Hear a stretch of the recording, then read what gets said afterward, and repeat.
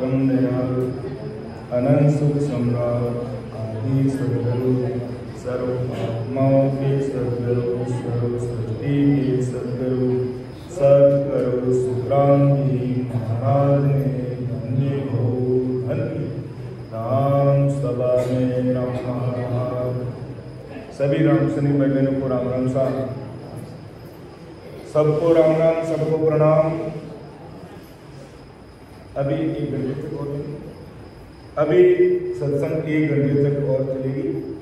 सभी भाई बहन शांति बनाए रखें, सभा में बैठें और साथ में सिमरन भी करें। जैसा कि अभी हमने सुना महाराज की अणवी वाणी के माध्यम से दिन दिन का कारण किन किन को महाराज ने धन्य धन्य कहा और किन किन को धिक्कार भी कहा। तो एक एक शब्दों पर हमें विचार करते हुए धन्य धन्य के हमें पात्र बनना है और अपनी जीवात्मा का कार्य करना है। महाराज के एक एक शब्द बहुत महंगे हैं। ये अणबे की प्रवानगी, अणबे यानी भय रहित वाणी है और एक भी शब्द अगर हृदय को छू लेता है और व्यक्ति उस पर मनन चिंतन कर लेता है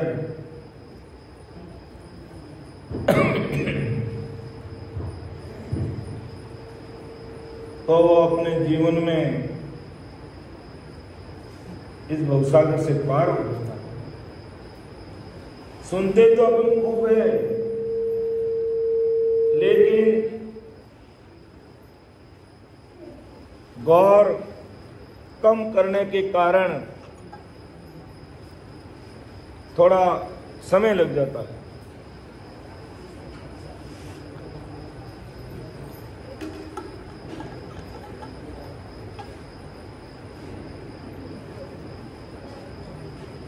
पूर्ण पोली उसका असर दिख रहा है। पूर्ण पोली का ये असर है कि थोड़ा और लो, थोड़ा और लो लिया, थोड़ा और लो, थोड़ा और लो।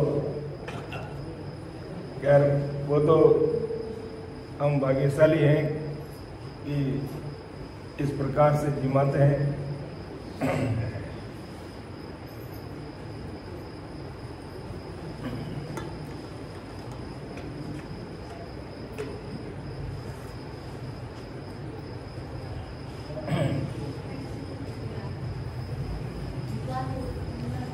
और जब इस प्रकार से इतना प्रेम और प्रीत के साथ में रामसनी भाई बहनों को भोजन प्रसादी करवाई जाती है तो आपस में प्रेम उमड़ता है, प्रेम प्रकट होता है और बहुत ही आनंद आता है। ऐसा प्रेम भाव सभी रामसनी भाई बहनों में होना चाहिए जो हम 9 तारीख से देखते आ रहे हैं। तो अपना विषय चल रहा है अगाध बोध ग्रंथ। विषय बहुत, बातें बहुत गहरी है, लेकिन सहज और सरलता के साथ में महाराज बड़ी भारी समझ अपने भाई बहनों में विकसित करने के लिए अपनी बात सबके सामने रख रहे हैं। तो मैं पिछली साखी को दोहराते हुए आगे बढ़ रहा हूं।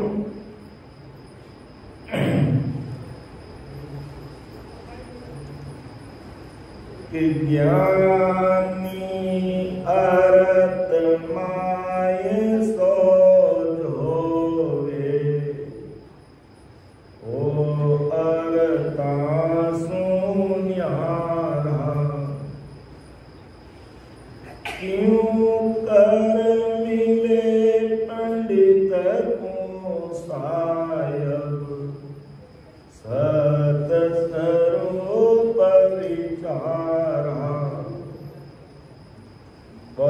बात कह रहे हैं महाराज कि ज्ञानी अर्ता मायसो जोए ओ अर्ता सुनियारो क्यों कर मिले पंडित को साहिब सत्य स्वरूप विचार। इसको हमने अच्छे से ले लिया था। फिर भी इस साखी के सपोर्ट में मैं एक साखी और बता रहा हूं। महाराज क्या कह रहे हैं कि ज्ञानी के मांड में सारा कोई नहीं जीतन पावे रे, एक साग में सबको पकड़ूं तो इतबारन आवे रे। के ज्ञानी के मांड में, मांड इन पूरी पृथ्वी पर जितने भी ज्ञानी हैं कोई नहीं जीत पावे, मेरे से कोई नहीं जीत सकता। महाराज फरमाया, और क्यों फरमाया है कि मेरे पास वो आनंद लोक, अमर लोक, ससुर राम जी के देश की सदा से मैं ओतप्रोत हूं।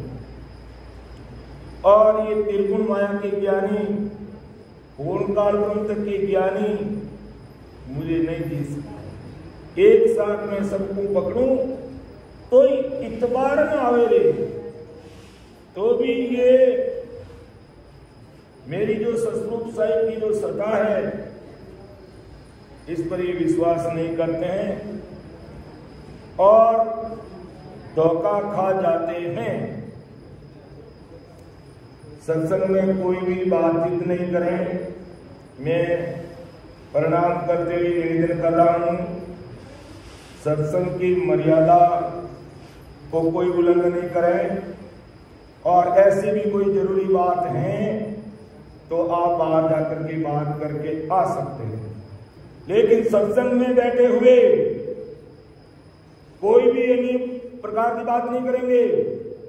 और बहुत ही जरूरी हो गया तो बता दीजिए, हम फोन पर कह देते सबको। इस बात का विचार संग महाराज की सत्संग करती है, मर्यादा में रहना है। फिर महाराज के शब्द है, कोई कवि की कोई कविता नहीं है ये, या मेरे कोई लिखे हुए शब्द नहीं है। ये परम दयाल अनंत सुख सम्राट आदि सदगुरु, सर्व आत्माओं के सदगुरु, सर्व सृष्टि के सदगुरु सुखराम जी महाराज के अनवे शब्द है।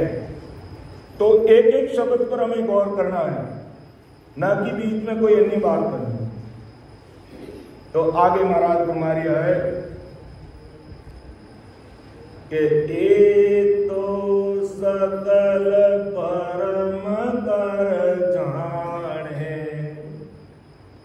निज रूप के ताही, मुख सु कहे परम पद सत है, पण पाया समझे नाही। ये तो सकल ब्रह्म कर निज रूप के ताई, मुख से कहे परम पद सत्य है कि वो परमात्मा सत्य है, परमात्मा से ऊपर कोई नहीं है। सब कुछ उनकी शक्ति काम कर रही है, परमात्मा की। सब कहते हैं, ज्ञानी ज्ञानी वेदांती ब्रह्म ज्ञानी, संसार के जितने भी ज्ञानी सब कहते हैं ये बात। लेकिन उस परमात्मा से मिला कैसे जा सकता है, उस पर कोई विचार नहीं करता है। सब कहते हैं कि राम जी महाराज बहुत बड़े हैं, राम जी से ऊपर कोई नहीं है। और राम जी भी कौन से, ससरूप राम जी के एक राम गट गट में बोले, एक राम दशरथ नर होले, एक राम का सकल पसारा,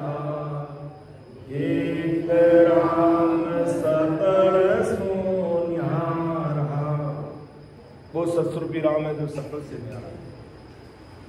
अब हम एक राम गटगट में बोले यानी आत्म राम, दशरथ कर बोले रामचंद्र राम, और एक राम का सकल पसारा पारब्रह्म राम, और उससे न्यारा सस्वरूप राम जी महाराज। तो उस सस्वरूप परमात्मा की बात सब करते हैं, लेकिन फिर भी गीत अवतारी राम के गा लेते हैं और राम से नहीं बनकर भी ऐसा कर देते हैं। और किस लिए? 20-25 साल तक सांसारिक सुख पाने के लिए, सिर्फ 20-25 साल का मामला है। अगर कोई मेरा काम नहीं होता, अगर वो हो जाता है, मान लो अभी मैं सोचता हूं मेरा कोई काम नहीं हुआ है और मैं कितने दिन जीऊंगा, जिंदगी में कोई पता नहीं, लेकिन मान लेते हैं मैं 20 साल 25 साल तक और जीऊंगा, मानते हैं, कोई भरोसा नहीं है कब जाना है। और इस 20-25 साल की उम्र में मेरा कोई काम अटका है और मैं सस्वरूप साहिब की भक्ति करता हूं, निज नाम की भक्ति करता हूं और सस्वरूप राम जी की भक्ति करता हूं, लेकिन जरा सा उतार चढ़ाव आ गया और मैं गीत अवतार राम के गाने लग गया। विचार कर लेना चाहिए। दृढ़ता की बात बता रहा हूं, दरियाव जी महाराज के शरीर मौजूद की बात कह रहा हूं। कैसी दृढ़ता चाहिए, नागौर के हरका राम जी से सीखनी चाहिए। दरियाव महाप्रभु के सूरवीर सिख थे, 5 भाई थे या 4 भाई थे, 5 भाई थे मुझे जहां तक याद है। तो इतने सूरवीर और दृढ़ कि सूर भले पूर्व में उगता हुआ पश्चिम में उग जाए, लेकिन दरियाव महाप्रभु ने जो कह दिया वो बस ठीक है, हमारे लिए सब कुछ हुई है। और वो जैन धर्म के थे, जैनी थे, जैन धर्म को नहीं मानते थे, जैनी भाई बहन थे, 5 भाई जैन थे। अब हुआ क्या, पहले तो दरियाव जी महाराज पर विश्वास की बात देखो और कैसी सूरवीरता उनके पास थी। हम सब में ऐसी सूरवीरता चाहिए। ललपल में राम जी नहीं मिलते हैं, ललपल में ये अमरलोक का मार्ग नहीं करता है। बहुत सूरवीरता और दृढ़ता चाहिए। पहली बात तो ये हुई जब दरियाव जी महाराज, दरियाव महाप्रभु रैन में विराजते, तो अपने जो सिख थे पूछते रहते कि भाई कोटी में बाजरी कितनी है, अर्थात वो अपन समझ लो लोहे की टंकी, इधर कोटी को आपके क्या बोलते हैं बाबूजी, हैं कोटी बोलते हैं, वो मिट्टी की कोटी बनी रहती है, वो करीब इतनी हाइट में रहती है, उसके अंदर कम से कम समझ लो आप 200-300 किलो बाजरी गेहूं कोई भी डाल सकता है, कम से कम इतना। तो दरियाव जी महाराज पूछते रहते कि भाई अपनी कोटी के अंदर बाजरी कितनी है। तो जिस सिख को पूछते और वो देख करके आता, एक ही जवाब था, महाराज आधी कोटी भरी हुई है। फिर 15-20 दिन से और पूछ लिया महाराज,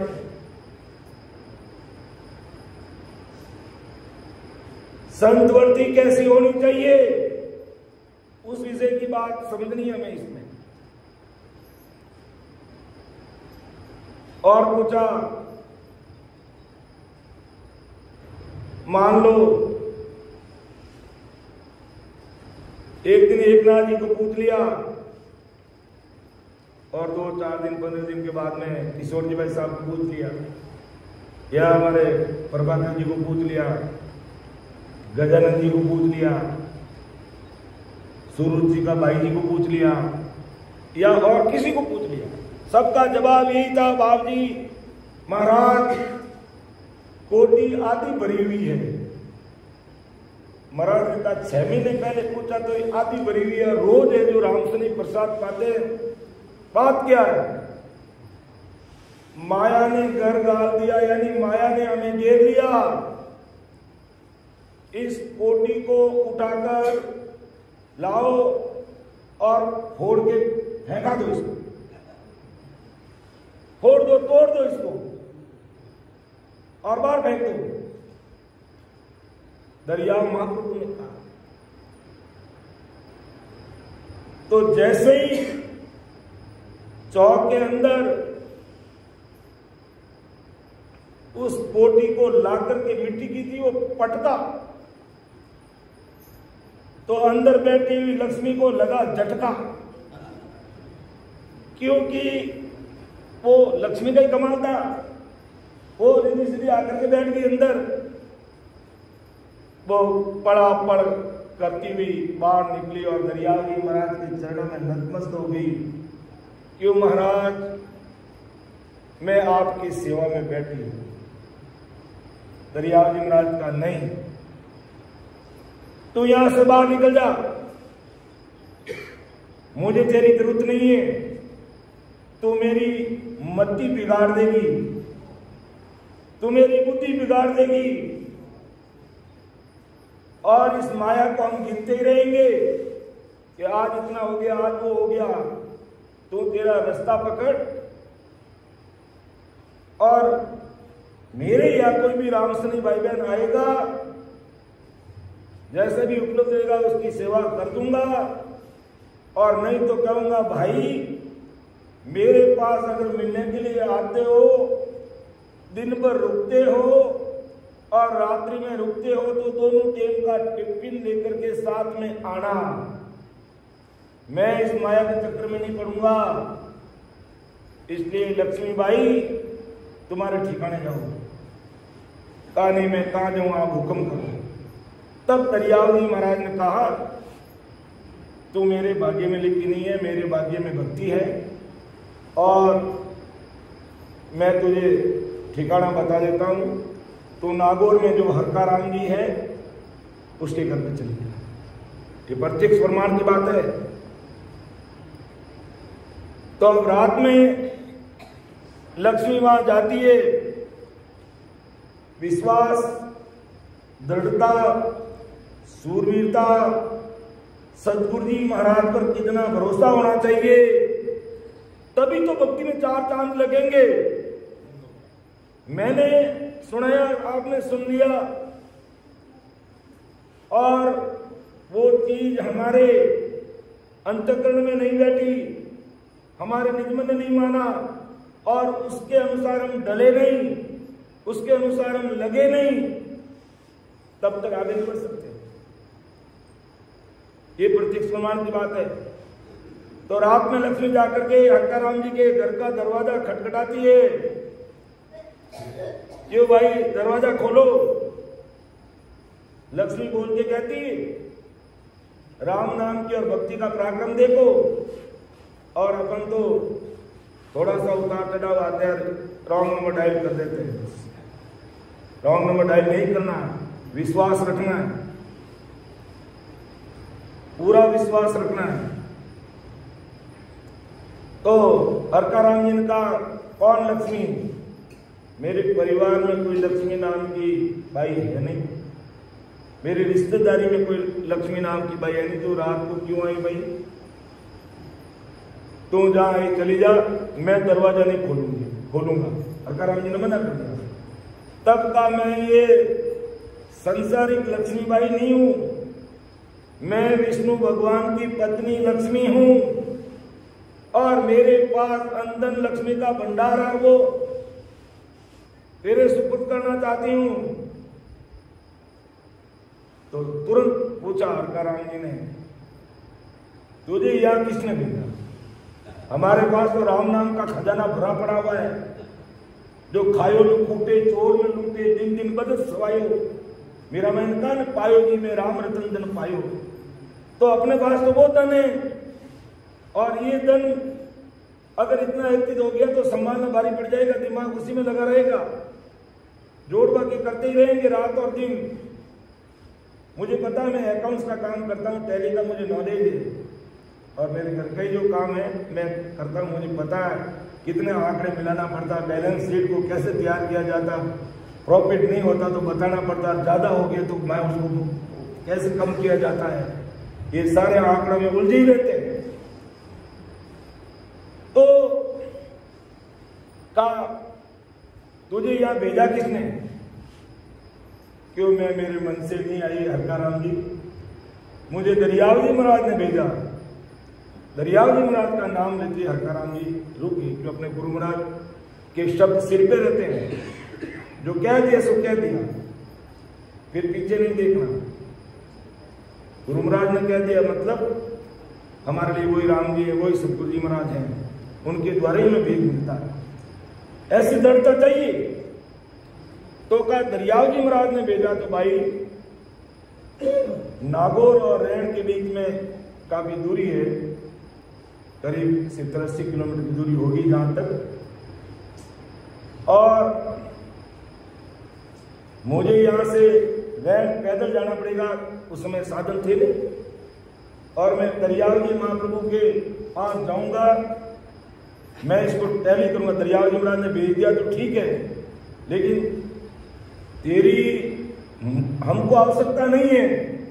मैं एक दरियाव जी महाराज जाकर की बात रखूंगा कि आपने मेरे पास क्यों भेजा, कहीं और भेजो इसको, और फिर वो कह देंगे तो एक बार मैं पूरा टैली करूंगा, दरियाव जी महाराज के पास जाकर पूछ कहूंगा, तब तो तुम गेट के बाहर बैठे अंदर नहीं आना। और कहते हैं हरकाराम जी और आपके भाई साथ में जाकर के दरियाव जी महाराज के हाथ जोड़ के कहा महाराज ये क्या चीज भेजी आपने? तो दरियाव जी महाराज ने कहा भाई ये तो मेरे यहाँ बैठी थी और मेरे भाग्य में इसकी आवश्यकता नहीं, ना कहीं लिखा है और मैं इसको नहीं चाहता हूं, लेकिन तेरे भाग्य में लक्ष्मी का अंदन भंडार लिखा हुआ है और ये तेरे पास रहेगी और तुम इसको सुकृत में काम लेना।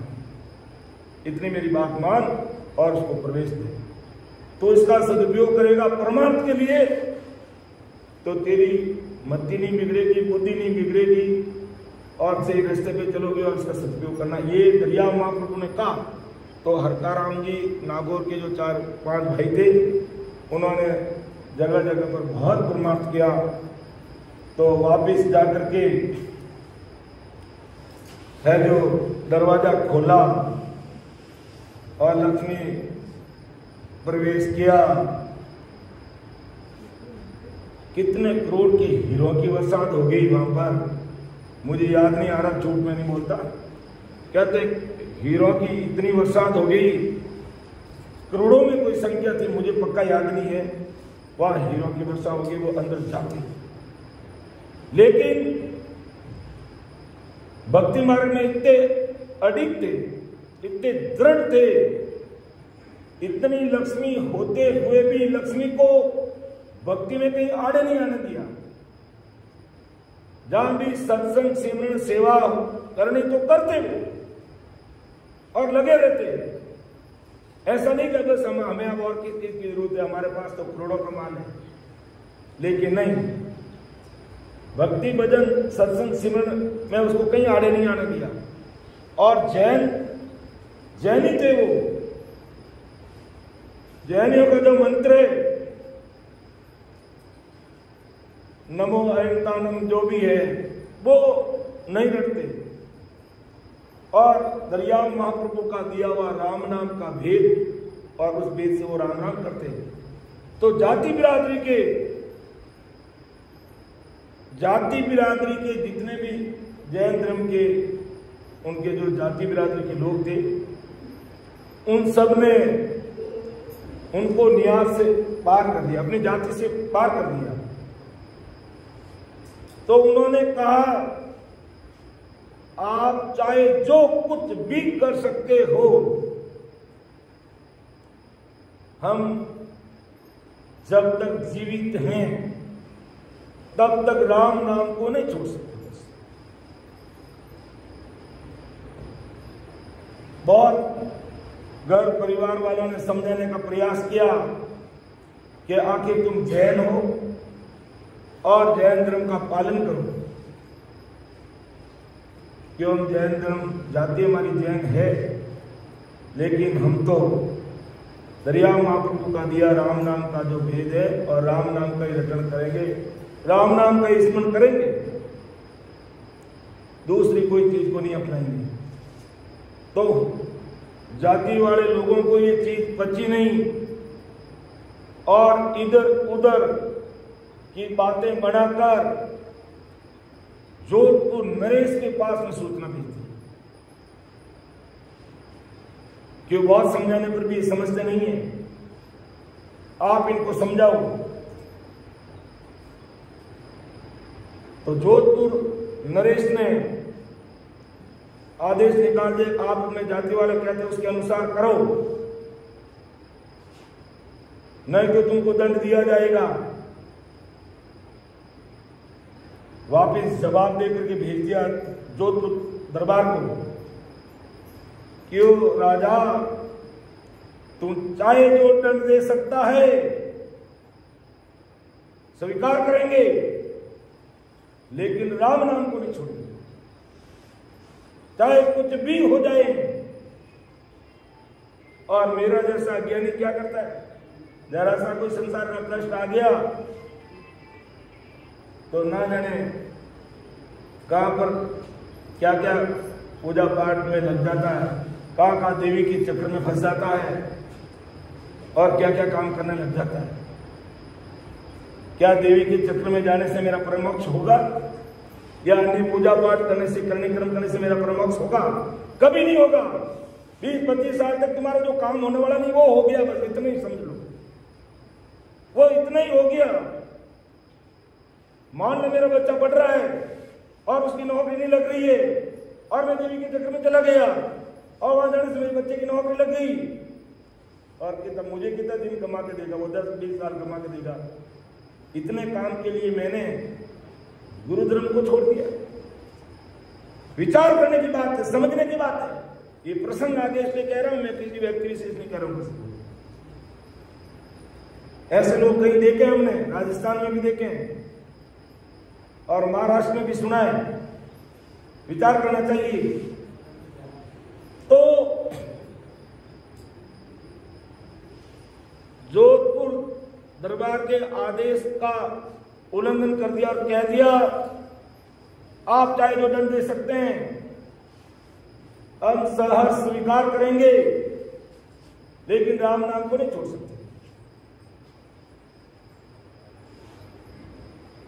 जोधपुर दरबार ने तत्काल पांचों भाइयों को जोधपुर बुला दिया और कहा तुम्हारी इतनी हिम्मत है मेरी आज्ञा का उल्लंघन, काल कोठरी में बंद कर दूंगा।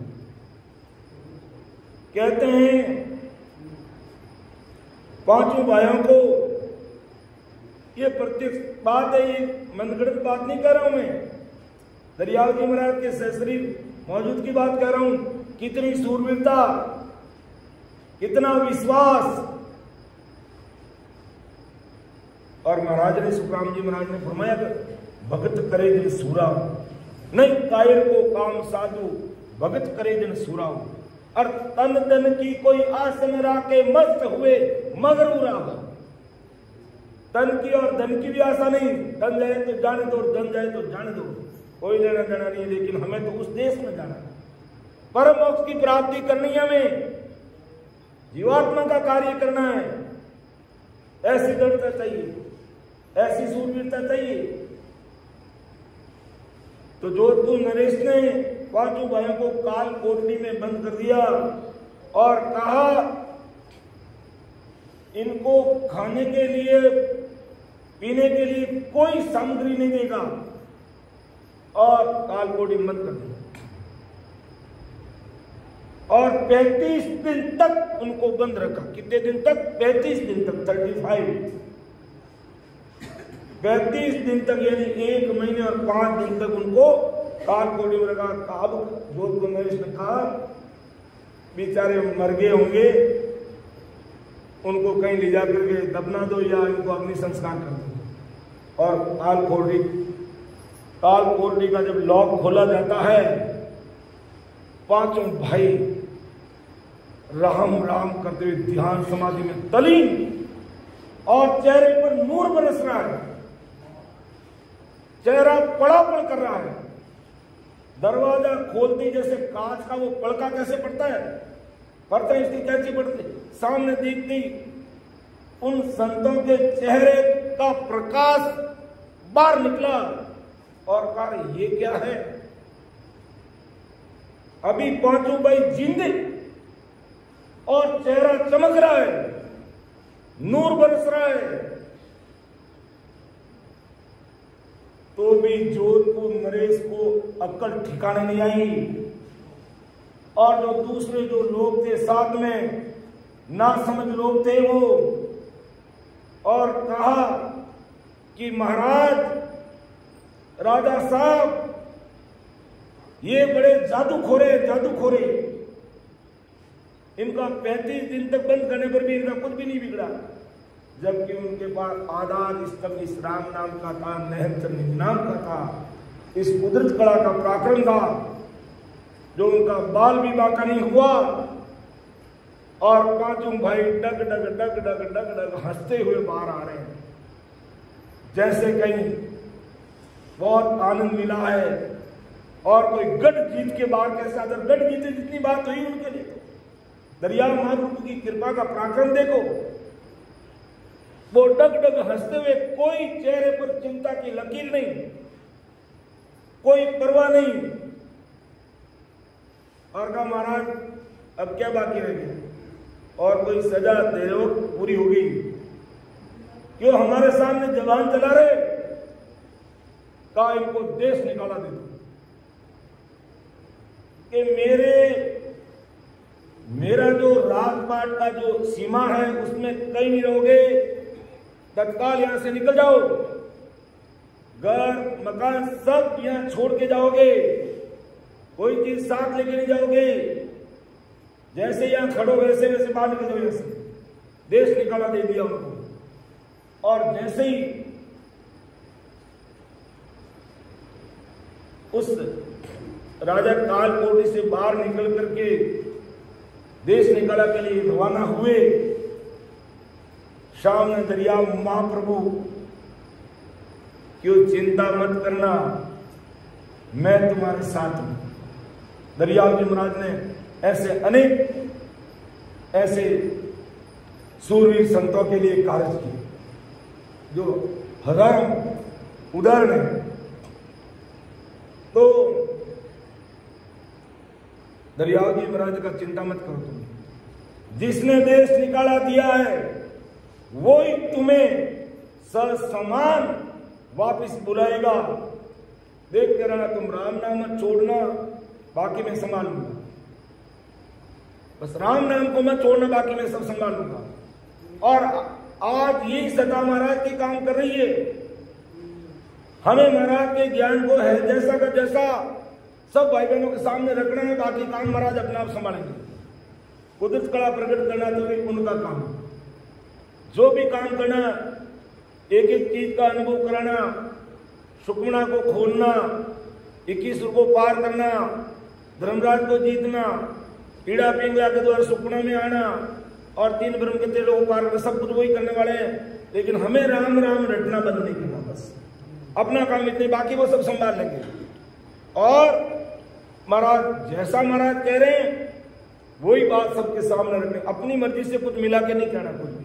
महाराज ने जैसा कहा वैसा सबके सामने रखना, बाकी वो काम संभाल लेंगे। क्योंकि कलयुग के 4,32,000 वर्ष तक इसी नाम से ये सत्ता चलेगी, और ये सत्ता आज भी चल रही है, कल भी चल रही थी, यानी पास्ट में, भूतकाल में भी चल रही थी, प्रेजेंट वर्तमान काल में चल रही है, और फिर इधर उसी के अंदर भी सत्ता चलेगी, इसे कोई नहीं रोक सकता।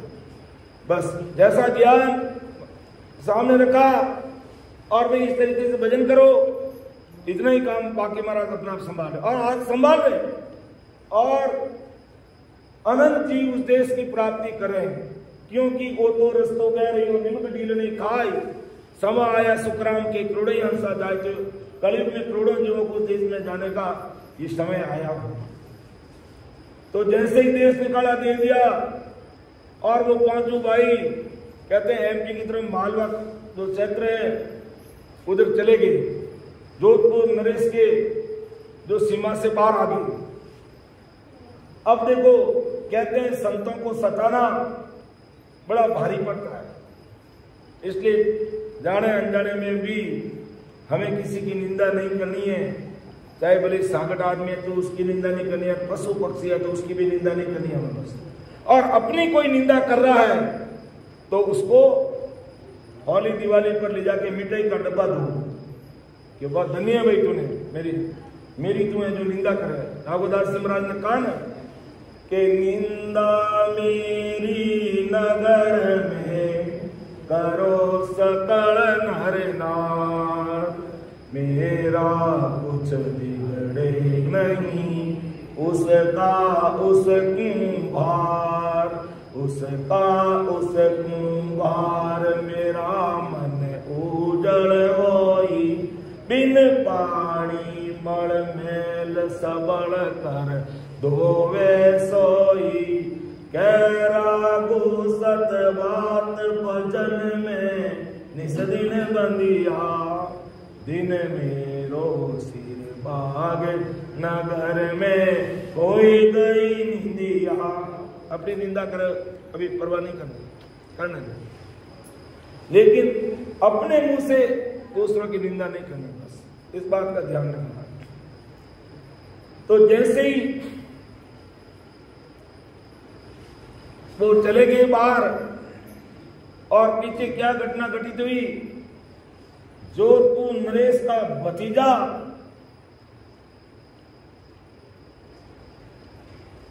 जोधपुर नरेश को गादी से उतारकर काल कोठरी में बंद कर दिया। उसी काल कोठरी में जहां संता ने बंद किया उस राजा को बंद कर दिया गया और वो राजगद्दी पर बैठकर राज चलाने लग गया। संतों को सताने का ये परिणाम भुगतना पड़ा उसको। अब वो नीचे जो राजा था तो संतों को भूखा रखा, अब वो भूखा एक दिन भी रो कैसे रहता, एक दिन 2 दिन 4 दिन नहीं देते ना तो जैन धर्म के अंदर संतारा होता अपना मर जाते हैं। इस प्रकार मरने जैसी नौबत आ जाती है। तो राजा होने के नाते भोजन प्रसाद देते, तो भोजन प्रसाद देने वाला जो एक चौधरी था जाता वहां राजा से बात करता, वो अपनी आप बीती बताई कहा कि चौधरी भाई मेरे ये हालात क्या हो गए, मैं राजपाट करने वाला था और मेरी आज ये अधोगति कैसे हुई। तो वो चौधरी वास्तव में सच्चा था। कहा महाराज अगर नाराज नहीं हो तो सच बात कहता हूं कि आपने 5 संतों को भूखा और प्यासा काल कोठरी में बंद किया 35 दिन तक और देश निकाला दे दिया और उसी का यह दुष्परिणाम तुझे मिला है।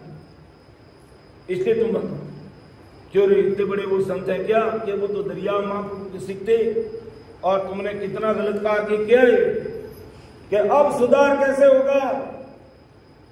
जिस तरीके से आपने उसको देश निकाल दिया समान वापिस चिट्ठी लिखो, मालवा का जो भी राजा महाराज था उसको चिट्ठी लिखो और उनके नाम लिख करके भेजो, भला भला आदमी आपके राज एरिया में आ गए उनको वापिस हमारे जोधपुर भेजो और समान उनका सत्कार करो तो तुम्हारी दशा वापिस बदल जाएगी, वरना इस काल कोठरी में तुम्हें सड़कर मरना पड़ेगा।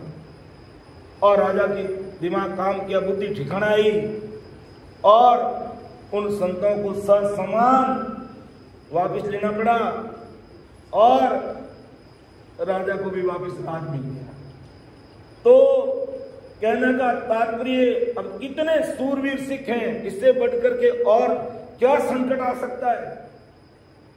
अब घर परिवार जमीन जागा सब छोड़ दी चले गए और एक पांचों भाइयों के एक बहन थी और कहा हम इसको लेकर के कहां घूमेंगे। तो जब वो बाहर निकले तो कहा भाई तुझे हम लेकर के कहां जाएंगे समय को देखते हुए। तो कहा भाई आप चिंता मत करो, मुझे राम जी संभालेंगे। और कहते हैं राम जी को अरदास की, ए राम जी बस मुझे तो आप अपने पास ही बुला लो।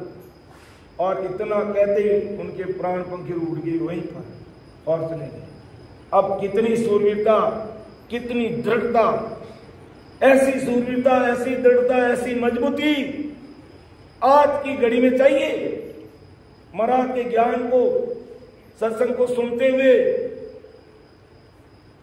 तो मैं मानता हूं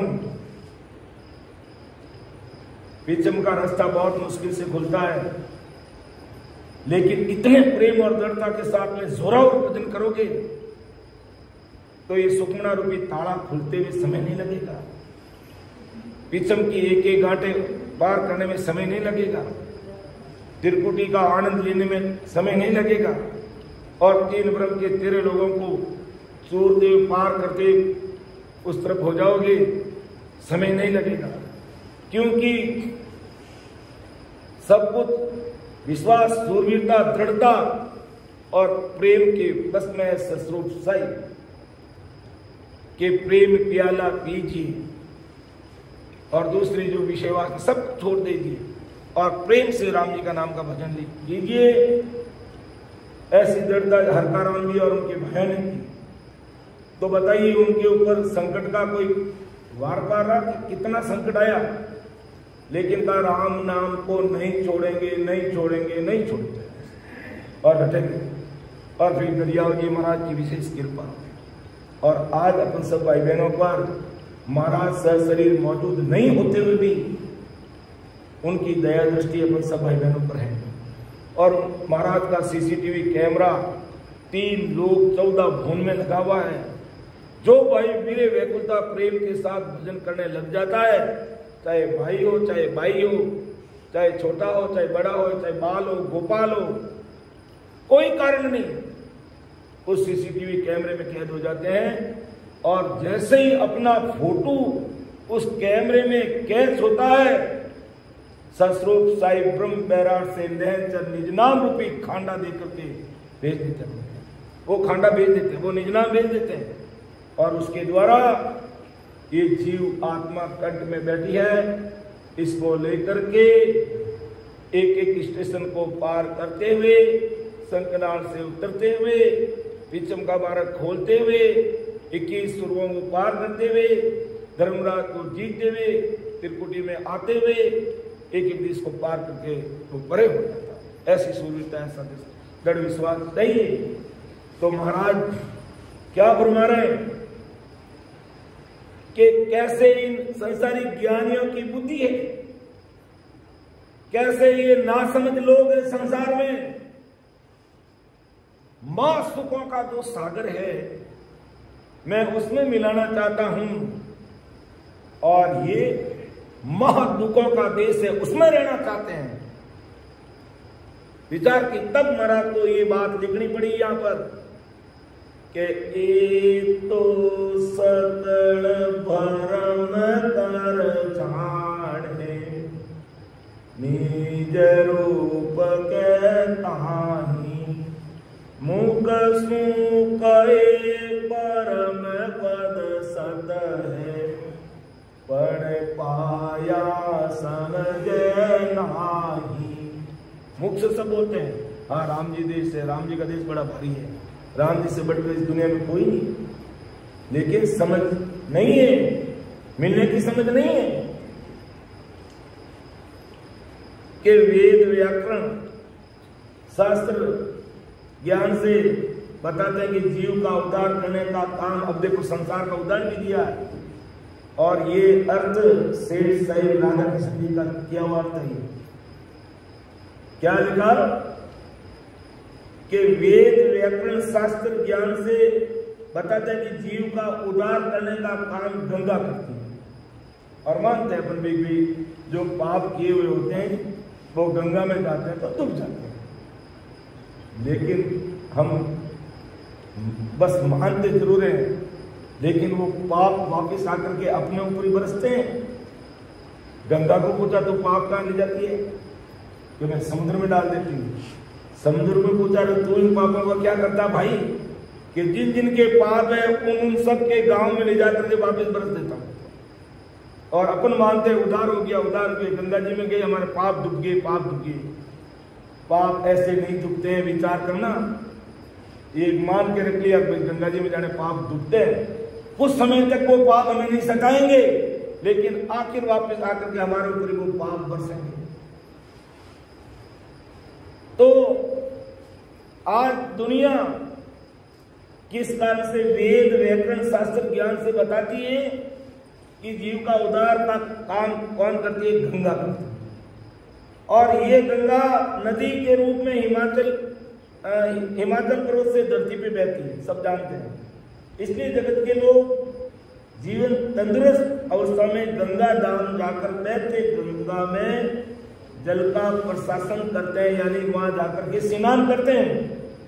ये उद्धार का गुण ध्यान में रखकर कुछ भगत लोग समझते वहां जाते हैं, गंगा स्नान करते हैं, मानते भी हमारे पाप। और साथ में क्या करते हैं, इस दृष्टांत के माध्यम से महाराज हमें क्या कहना चाहते हैं आगे देखिए, कि कुछ भगत लोग क्या करते हैं, गंगा जल जारी में भरकर अपने घर लेकर आ जाते हैं।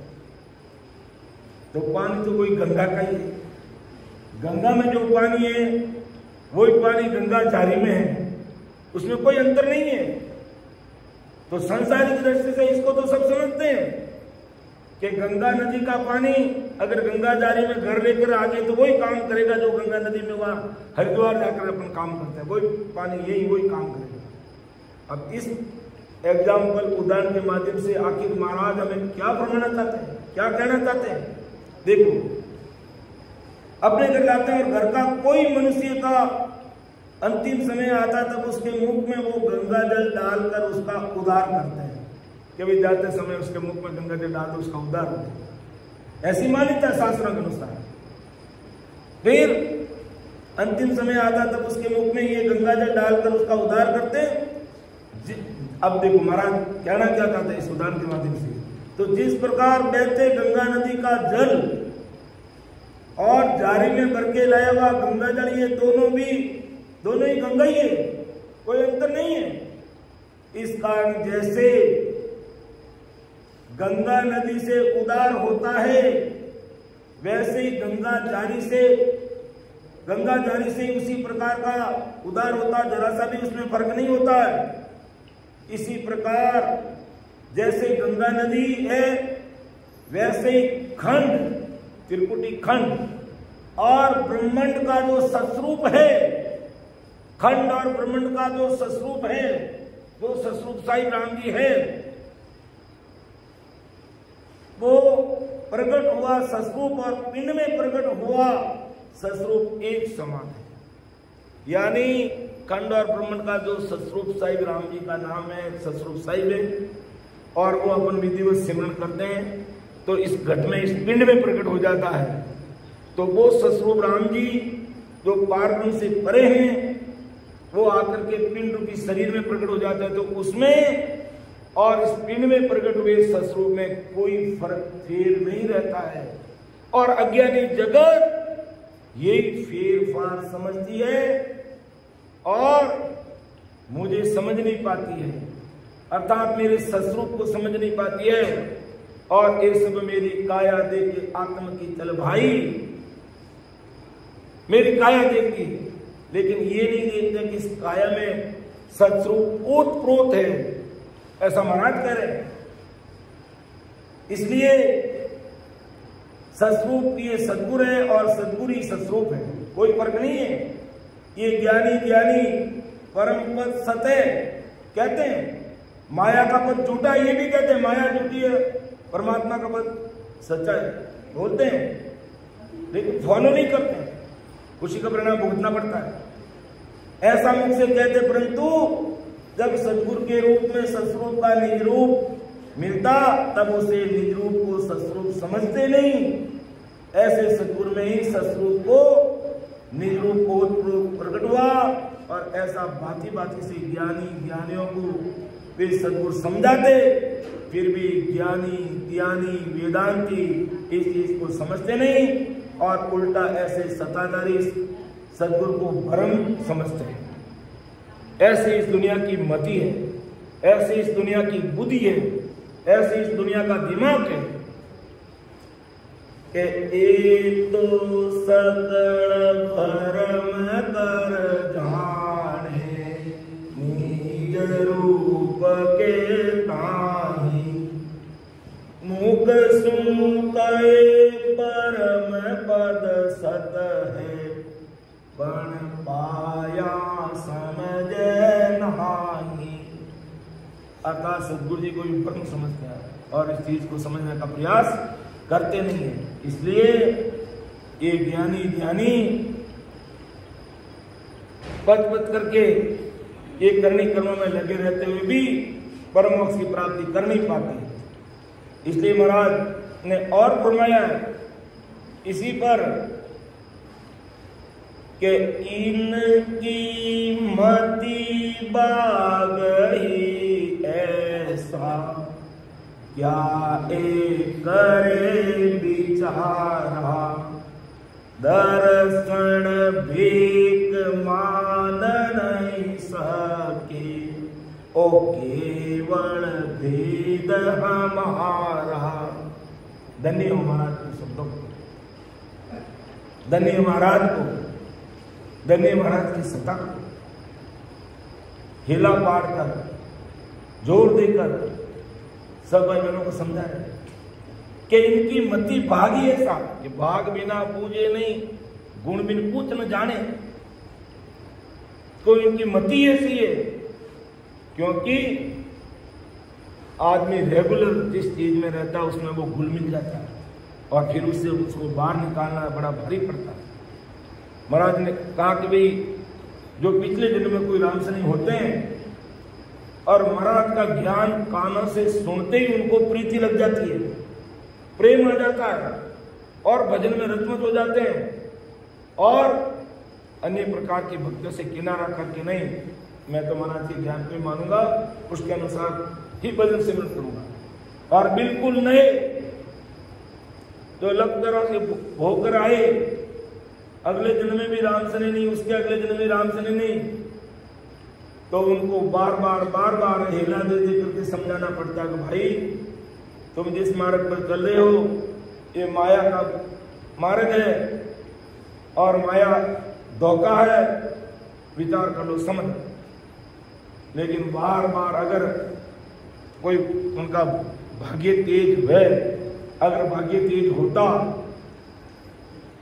तो वो अगर नियमित रूप से सत्संग सिमरन सेवा में लगा रहता तो ये चीज उनके हृदय में लगती है, वरना नहीं लग सकती। क्योंकि इनकी मति बाग ही है सो, क्या एक करे विचारा, दर्शन भेद मान नहीं सके, ओ केवल भेद हमारा।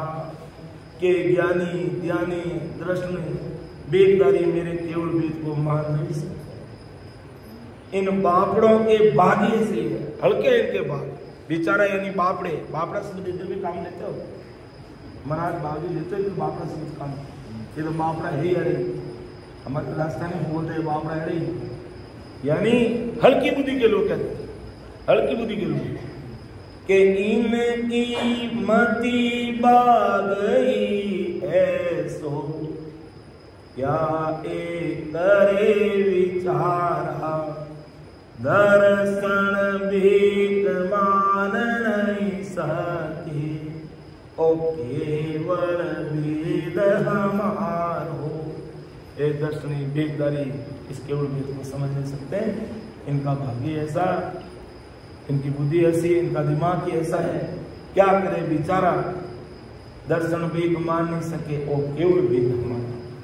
तो समय हो गया, 11:30 हो गए हैं।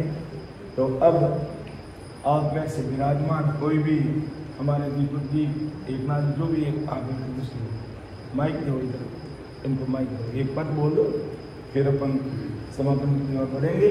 और जैसा हमेशा चलता है उसी मन में बैठेंगे, काम से नहीं बैठे, जिनको जैसा लगता है।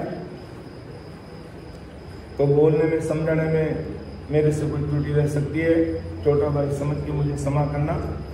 सुन जो मैं निर्दोष हूँ, गांठ बांध जस होई, तुम्हें हर बोलन हार हो, क्या जानेगा कोई। परम दयाल अनंत सुख सम्राट आदि सद्गुरु, सर्व आत्माओं के सद्गुरु, सर्व सृष्टि के सद्गुरु, सद्गुरु सुखराम महाराज धन्य हो, धन्य।